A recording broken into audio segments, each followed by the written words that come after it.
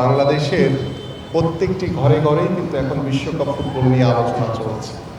ঘরে তার পরিবারের সাথে তাদের সন্তানদের, বাবা মার সাথে তার সন্তানদের রীতিমতো বাকযুদ্ধ চলছে।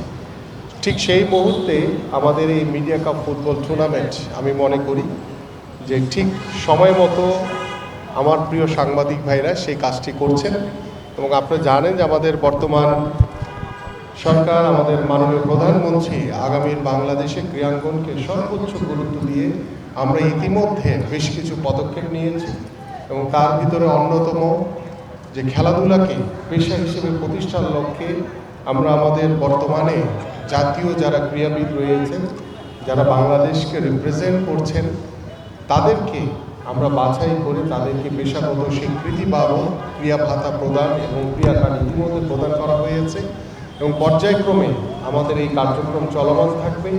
পাশাপাশি আমাদের উপস্থাপক খুব সুন্দর করে বলেছেন যে নতুন করে স্পোর্টসের মাধ্যমে তৃণমূল থেকে আমাদের প্রতিভা অন্বেষণের যে কার্যক্রম ইতিমধ্যে শুরু করেছি।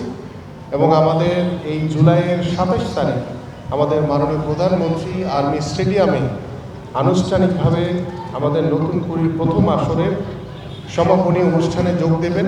এবং আমরা গতকাল আমাদের গত 1 তারিখ থেকে আমরা দ্বিতীয় আসর শুরুর কার্যক্রম ইতিমধ্যে শুরু করেছি। ইতিমধ্যে অনলাইন রেজিস্ট্রেশন কার্যক্রম শুরু হয়েছে। আমাদের আগস্ট মাস পর্যন্ত এই অনলাইন রেজিস্ট্রেশন চলবে এবং সেপ্টেম্বরের ফার্স্ট উইকে ইনশাআল্লাহ আমাদের মাননীয় প্রধানমন্ত্রীর সম্মতি জ্ঞাপনের মাধ্যমে ইনশাআল্লাহ আমরা আমাদের দ্বিতীয় আসর নতুন করে স্পোর্টস শুরু হবে। আমরা আশা করি আমরা যেভাবে আজকে বিশ্বকাপ জ্বরে আক্রান্ত হয়ে আমাদের দেশ, সারা পৃথিবী যেভাবে ফুটবল উন্মাদনা নিয়ে ব্যস্ত রয়েছে, আপনাদের যেই অংশগ্রহণ এটি শুধু বিশ্বকাপ উপলক্ষে নয়। আমি আশা করি এই ধরনের চেষ্টা, এই ধরনের খেলাধুলা আপনারা অব্যাহত রাখবেন। এবং আমার যুব ক্রীড়া মন্ত্রণালয়ের পক্ষ থেকে ইনশাআল্লাহ শুধু সাস ইভেন্ট কিংবা এমানা আমাদের পক্ষ থেকেও সার্বিক সহযোগিতা থাকবে ইনশাআল্লাহ।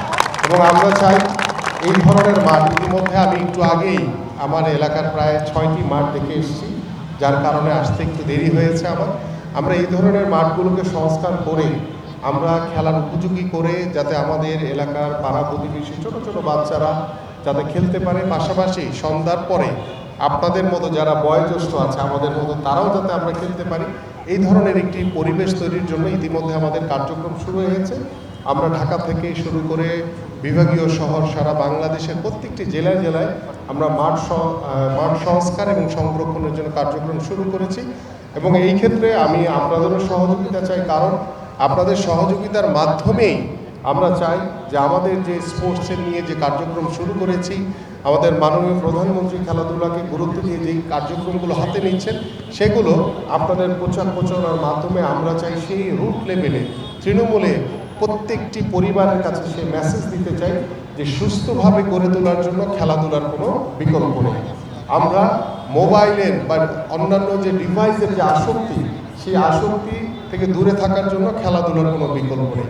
সর্বোপরি আমরা একটি মাদকমুক্ত সমাজ করতে চাই। সেই মাদকমুক্ত সমাজ করার জন্য আমাদের খেলাধুলার কোনো বিকল্প নেই। তো সেই বিষয়ে আমরা আশা করি যে এই দেশ আমাদের, আপনাদের সকলেরই দায়িত্ব রয়েছে। আমরা সবাই মিলে আমরা একটি সুন্দর সমাজ, একটি সুন্দর পারিবারিক বন্ধন এবং সর্বোপরি একটি রাষ্ট্রীয় যে গুণগত পরিবর্তন আমরা আনতে চাই, সেই বিষয়ে আপনারা সবাই, আমি সহ আমার সাথে আপনারা সহযোদ্ধা হিসেবে কাজ করবেন। এবং আপনাদের এই ফুটবল টুর্নামেন্টের প্রতি শুভকামনা এবং আশা করি যে 4 দিনব্যাপী যে টুর্নামেন্ট ইনশাআল্লাহ আপনারা আগামীকালকে ফাইনালের মধ্য দিয়ে আপনারা নতুন একজন চ্যাম্পিয়ন পাবেন, রানার্স আপ পাবেন এবং তৃতীয় স্থান পাবেন। এইভাবে আমি আশা করি যে এই শুধু এই বিশ্বকাপ ফুটবল উপলক্ষে না, আপনারা একটি ক্যালেন্ডার করে নেন যে আপনারা বছরের কোন কোন সময় এই ধরনের টুর্নামেন্টটি করতে চান। ইনশাআল্লাহ আমার পক্ষ থেকে, আমার মন্ত্রণালয়ের পক্ষ থেকে সার্বিকভাবে সহযোগিতা